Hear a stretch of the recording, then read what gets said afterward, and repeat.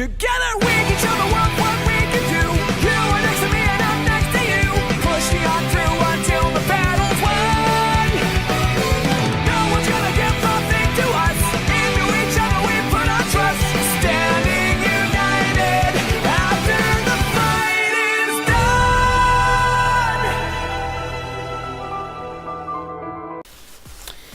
Greetings, one and all, my fellow bronies and anime fans alike. It is I, the Ninja Reviewer, here, and, well, here it is.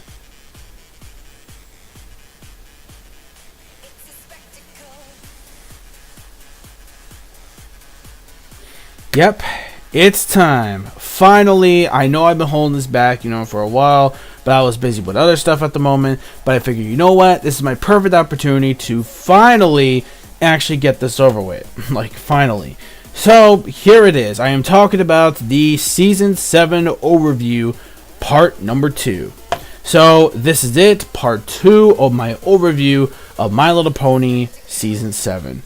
Wow, and what a ride season 7 has been. After the amazing and heart-willing episode of wow, I can't believe I forgot the Perfect Pair. That's what it was called.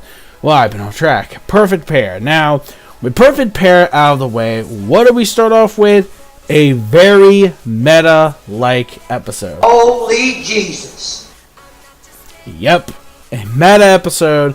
You heard me right. But then again, this episode was just flat out hilarious. Not just hilarious, but it really does point out the actual flaws of the ponies in that one book. This is kind of like, in other words, this episode was pretty much the fans, like the angry mob fans, actually, writing all these posts like, oh, why'd you do this to this character? Why'd you do it to that character? Why, like, the one lady, the one lady that I loved so much this episode was the one. She was like old, and she was saying like that Twilight was better before she had wings. And it's wow. Oh my dude, that is so the fandom after season 3, like fucking what L.A. Larson did. So yeah, so right after that, wow. That right there was actually really funny. So we had the main 6. That right there, we had each of their flaws, going on when it comes to the books that each of them wrote. And apparently, it feels like they're reading parts of episodes from, like, past seasons. And it's funny. But it's like, don't forget, like, Fluttershy, especially the one part of Fluttershy. So, look, it took me a while to get to that pretty much aggressive side, or pretty much the more persistent side. Like, it took me a while to get there, okay? Look, I was very shy for a while, but then I was finally able to stand up for myself. It happened during season 4, mind you, with the whole Breezy's incident. So when it comes to that, ever since then, even since going on with season 5, she has been developed as a character a lot, and I mean a lot, especially the way she just flat out tells Rainbow Dash, like, yeah, you're not going to have no pet this season. He's going to go to fucking hibernation. AKA, he's going to die. But not really. I mean, I'm kidding. He's not really dead.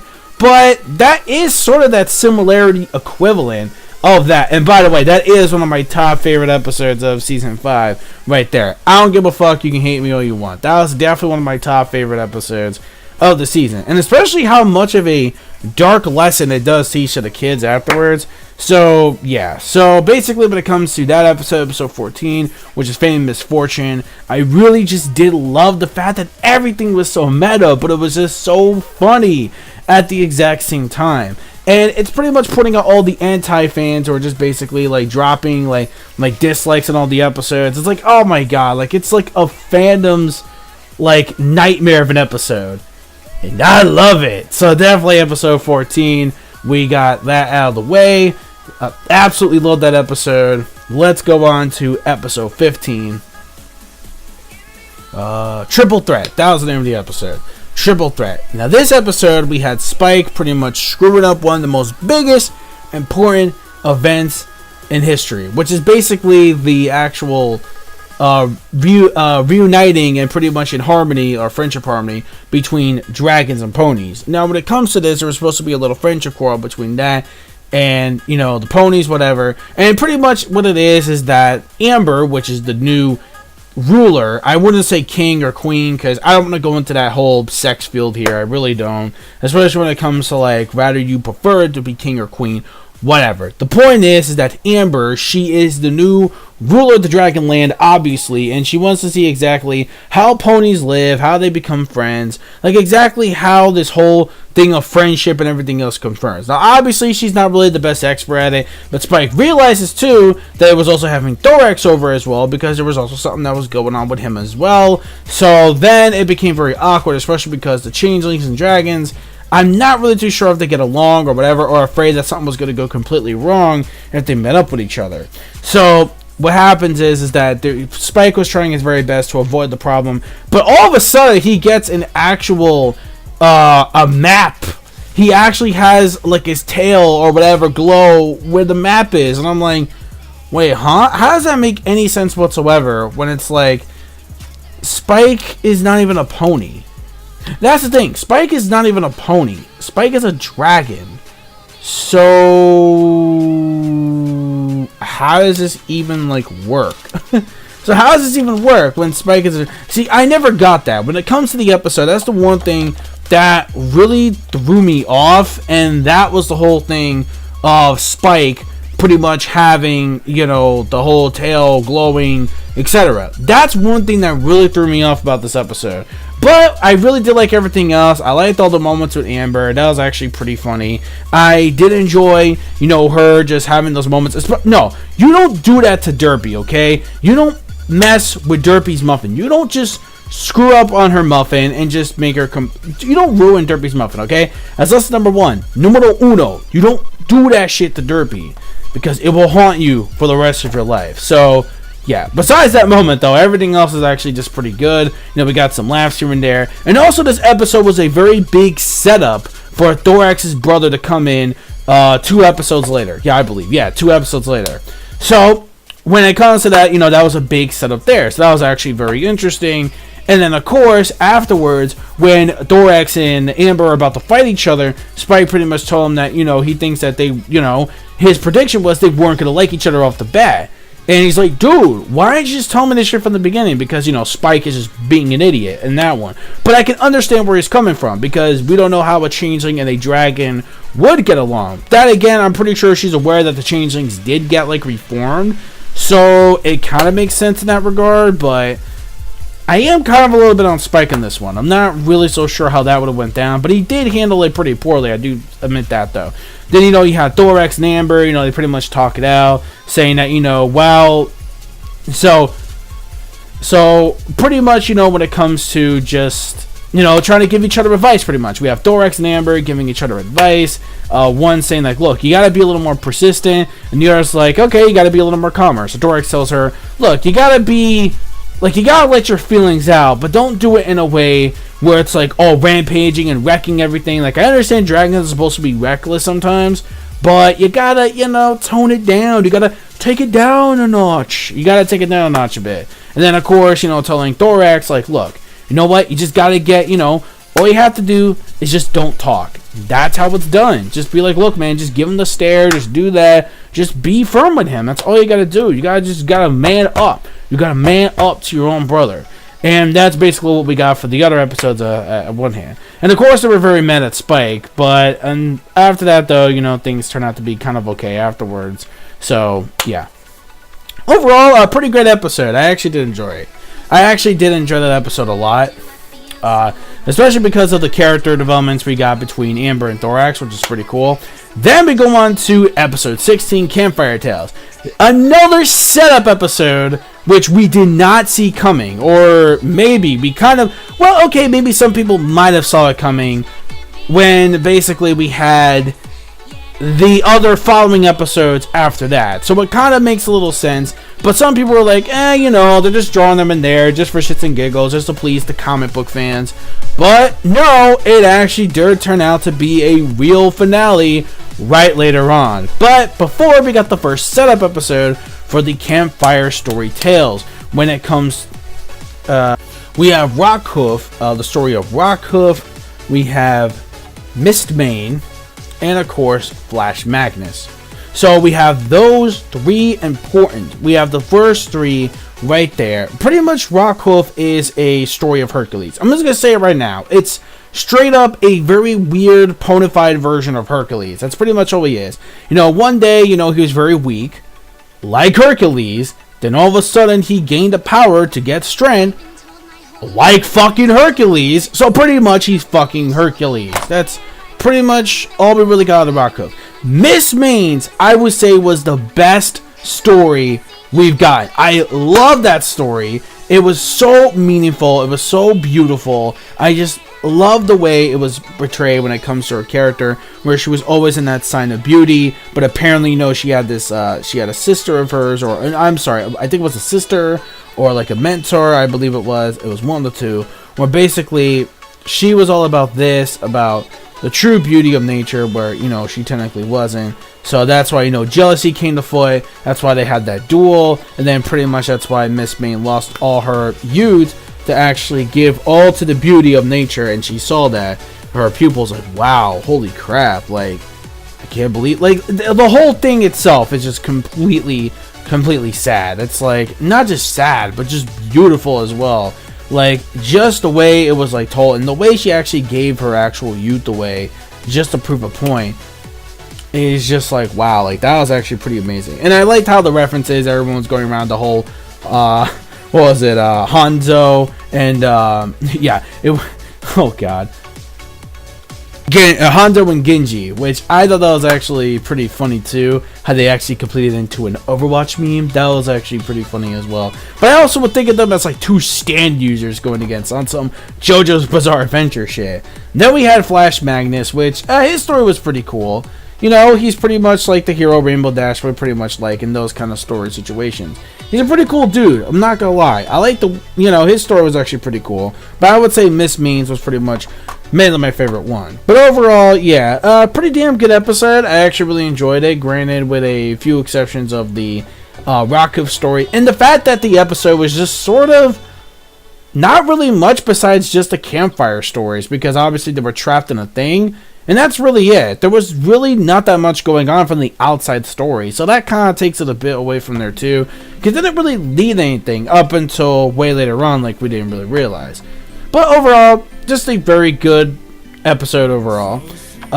Then we had How to Change a Changeling. And I gotta say, the introduction to Thorax's brother, I was gonna say something else what his brother was called. I think it was Ferrix. Yeah, Ferrix. That was his name. And I gotta say, I can kind of understand Thorax's brother, but Ferrix is kind of a dick. I'm not gonna lie. He kind of is. But for a good reason. I can understand where he's coming from, because obviously when it comes to his character. But I could see, because Ferrix is kind of more focused on the way things were used to operate in the Changeling Kingdom, where pretty much they would feed on people's love all the time. However, though, that's not really the case anymore, and he feels like, you know, why should I even be bothered? Everybody else pretty much hates me now and discrediting me just because, you know, we're doing things our way, which is like a new way. So basically with that going on, we just pretty much see that when it comes to Ferrix, like, I can understand his attitude, like, you know, yeah, so I can understand where he's coming from. I can understand that the fact that, well, it's just the fact that, you know, things are done differently, and, you know, things have to change, rather for the better or the worse. You kind of have to accept it. And I just think it took a while for Ferrix to actually accept the changes going on. However, though, he did want to try to do everything to protect his hive and to protect his family.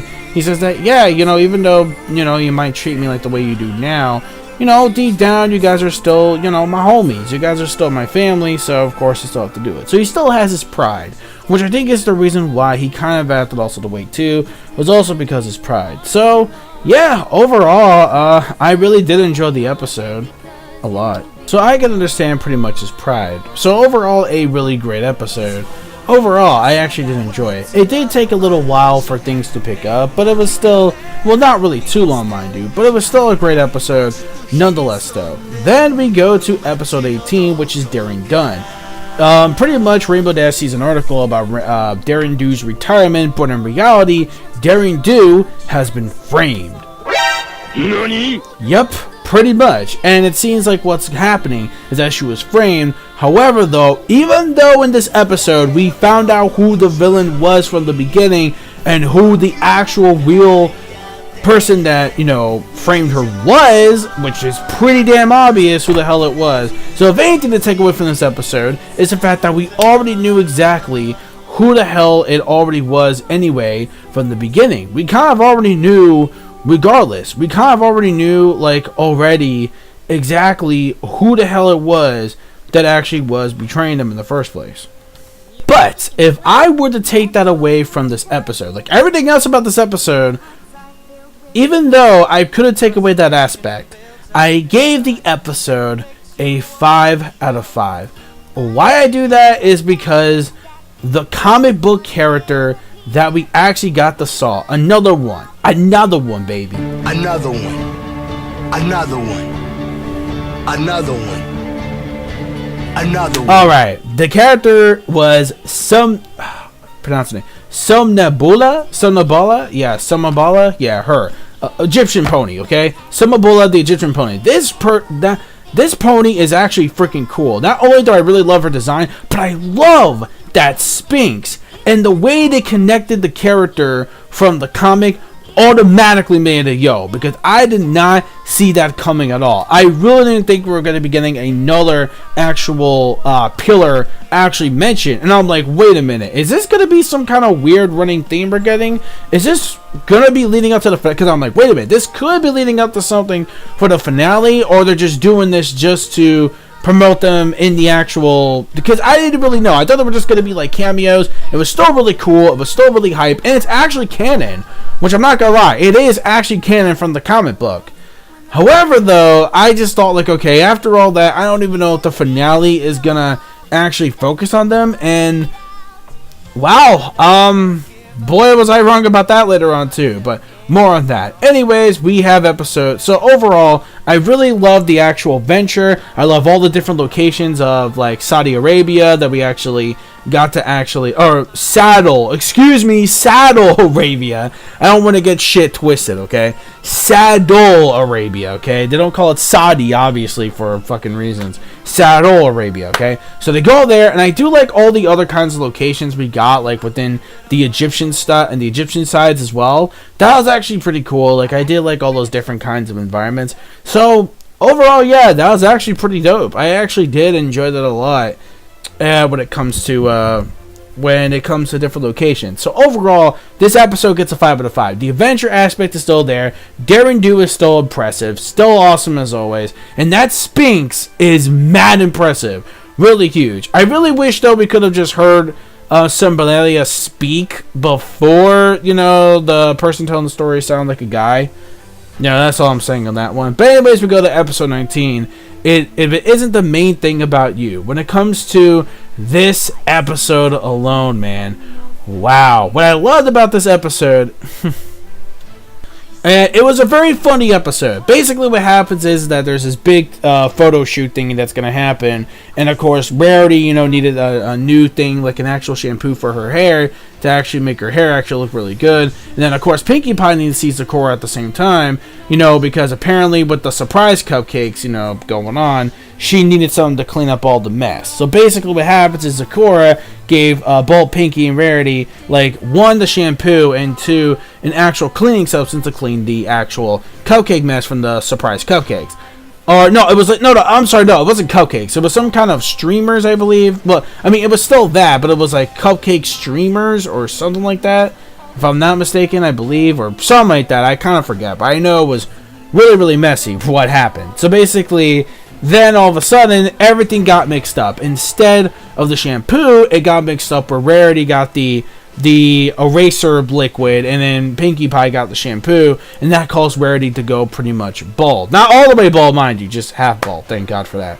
So what happened was that there was these really funny shenanigans. She's trying to get all this stuff ready for the big thing, but of course now she can't really get all the stuff she wanted added due to the fact no one's going to recognize her without, you know, her being Rarity with her hair. So what happened is that she actually had to get something done, and what happens is she had to make something work, you know, for a while until her natural hair can grow back. And I love the new punk rock style that Rarity got. Oh boy, this was freaking hot. Or in this case, especially what we've been seeing here, Extra thick! yes, exactly. My man Aku knows exactly what I'm talking about. So, yeah, overall, when it comes to this episode, I love the comedy, I love the entertainment, and I actually do like the lesson that even though sometimes things don't always work out, there's always something a little extra to actually help you, you know, when your time of need. Like, you can't always just give up hope, you know, or just pretty much get overly excited for one thing, or pretty much. So, that's pretty much it for episode 19? Yeah, 19. Yeah. Or just about, I believe, yeah. We have this episode, which is a weird title, but I guess it fits. A Health of Information. Now, when it comes to this episode, not only do I love Fluttershy's character in this episode, but it also has a little bit of darkness as well to this episode, especially when it comes to the actual disease Sakura got. Pretty much, it's some kind.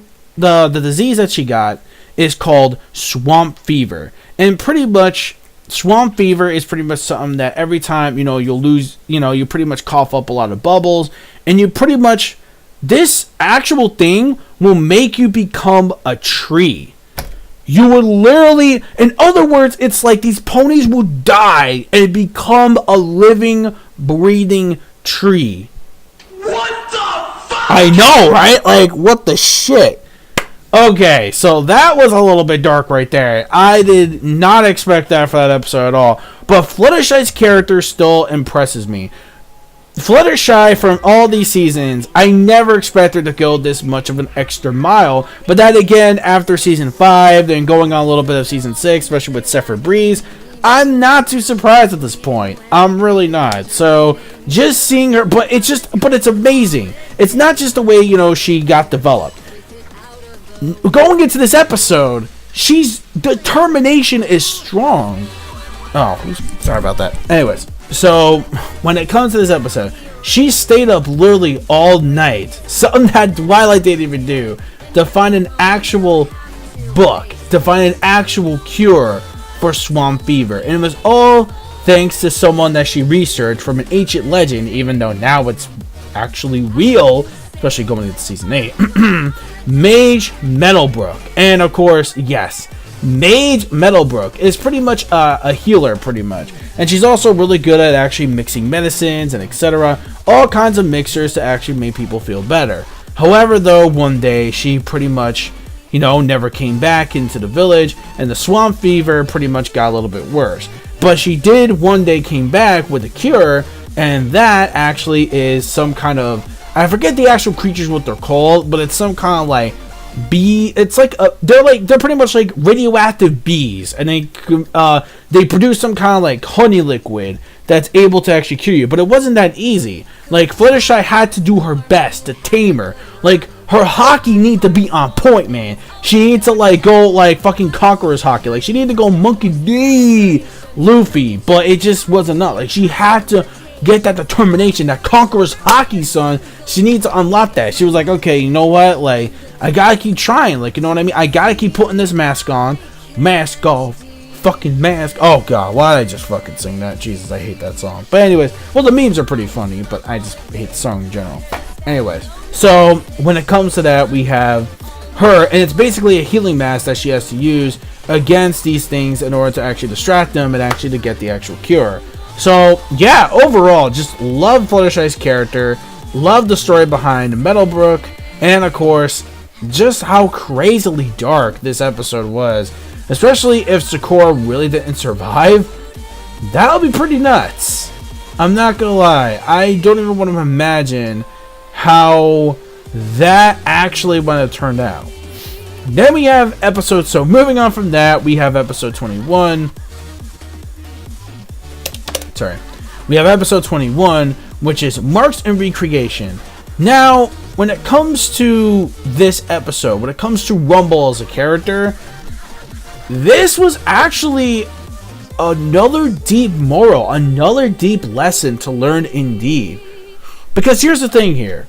The thing is, not every kid wants to know exactly what they want to be when they grow up. And they fear that just because one individual is actually doing that when it comes to their parents, that it's going to actually make them become something.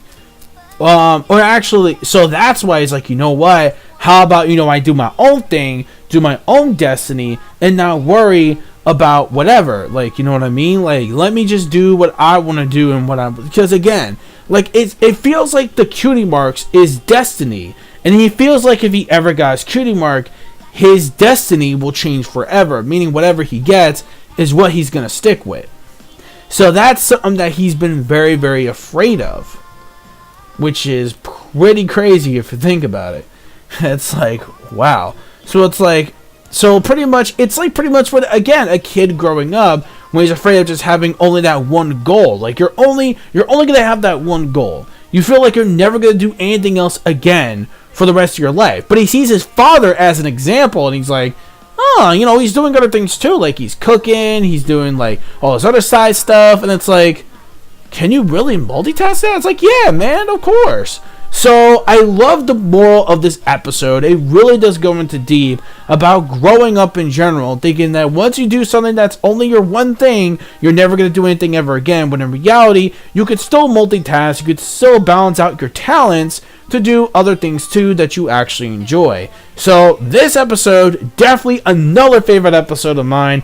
Definitely loved this episode's moral, and I love the song that we got too in this season. Very good stuff. Even though sadly we didn't really get too many songs, which I have to mention, this is like the very last song sadly that we've gotten for this season, but everything else was saved obviously for the upcoming movie. Then we have episode 22, Once Upon a Zeppelin. Oh man, I am not gonna lie about this episode at all. Like, I hate that Twilight fanboy. I agree with Twilight. I hate him with an unbelievable passion. Oh my god. Oh Jesus, man. Oh man. I really cannot stand him. But that again, I can understand exactly what this episode represents. Pretty much, Twilight, and her family, pretty much they go and went on this cruise thing, while pretty much Spike is taking care of everything else to get relaxation. But of course, we see someone actually return to the actual season, which I am surprised they brought this character back, to be honest with you. Because if I'm not mistaken, we have not seen this character since, like, what, season 2, I believe? Yeah, pretty much. We haven't seen him since season 2, which I'm actually very shocked that we brought him back after many seasons of Demand. He is back. And his name is John Cena!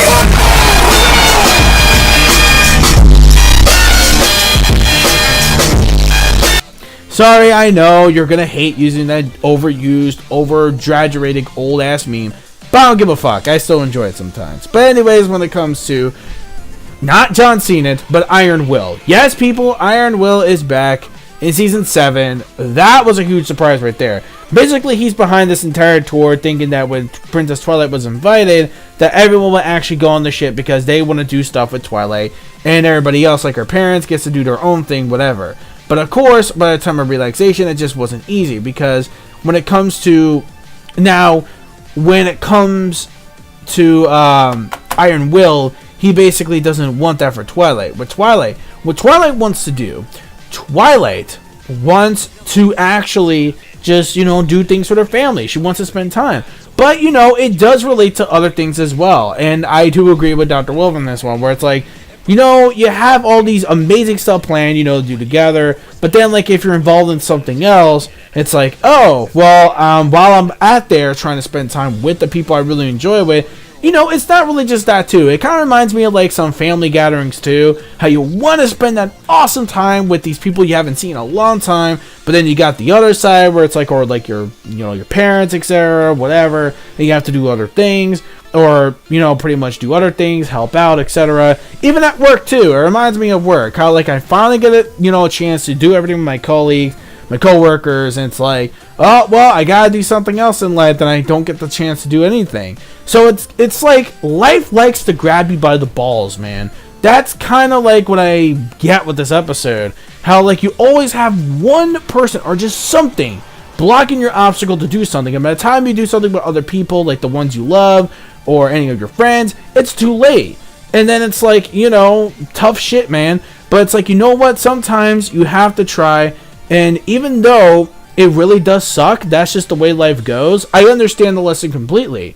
It's like also being a parent. You always don't have time to do the same stuff you want to do as well, because you have that particular child that you have to take care of. So it's like, okay, well, you know, I want to do stuff with my friends. Like, oh, hey, what up, man? I get to see you all this time. It's like, oh, my God, your child is doing something bad. Or like, oh, my God, I think he has to go to the bathroom. Like, especially if you have a baby. So I can kind of understand, especially where Cadence was actually coming from. Overall, it was actually a really funny episode. And I got to say, Twilight's parents are a hoot. I actually like the parents in this episode. They're actually really hilarious. Especially, of course, Twilight's mom. And, oh my God, you should see the amount of fan art that she got of Twilight's mom, okay? It is ridiculous. Like, ultimate hashtag pony milf for life. I mean, I guess that's what many people are like, expecting right there. But anyways, really enjoyed the episode. Episode 23. Then we go to episode 23. Secrets and Pies. Now, this episode was just absolutely hilarious. Pinkie Pie trying to solve the mystery on why Rainbow Dash pretty much didn't really accept her pies that much, or at least she's thinking that Rainbow Dash is not really eating her pies or getting rid of her pies and trying to hide all the evidence as possible. But in the short term, from all this bonkers and exaggeration, it's all because, well, she doesn't like pies.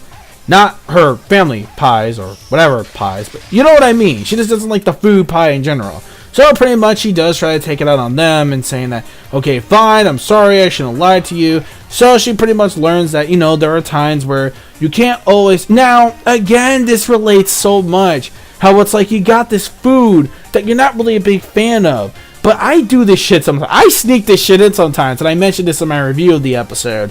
Where I was like, well, you know, it's like this particular food. Alright, I'm not the craziest fan for it. But then, like, I tried to not hurt the person's feelings, but just trying to eat the whole thing. It's like, oh, good. And I spit a little bit out of it because I'm not really, like, a big fan of that particular food.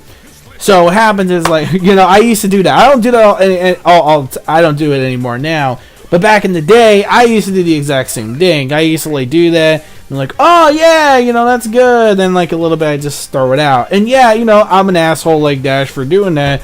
But it's like, I just didn't want to hurt people's feelings, saying like, oh, no, thank you, I'm not a big fan of that. I mean, I should have just told them that, but at the same time, it's like, you know, there's a whole bunch of food there, etc. Everything looks so good, but it's like, if I'm not particular, even though I remember that's just case, it's a whole different ball game.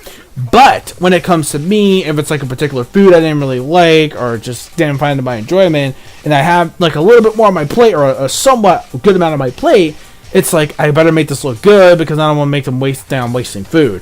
So I eat what I can, I spit out a little bit on the side, and that's like pretty much what I do. I try not to be completely rude to basically like to other guests, etc. Now, I used to do that shit all the time, but I don't really do that now anymore. Because I'm not really like a really big picky eater like I used to be back in the day. So now it's like I could just pretty much, well, eat about anything pretty much.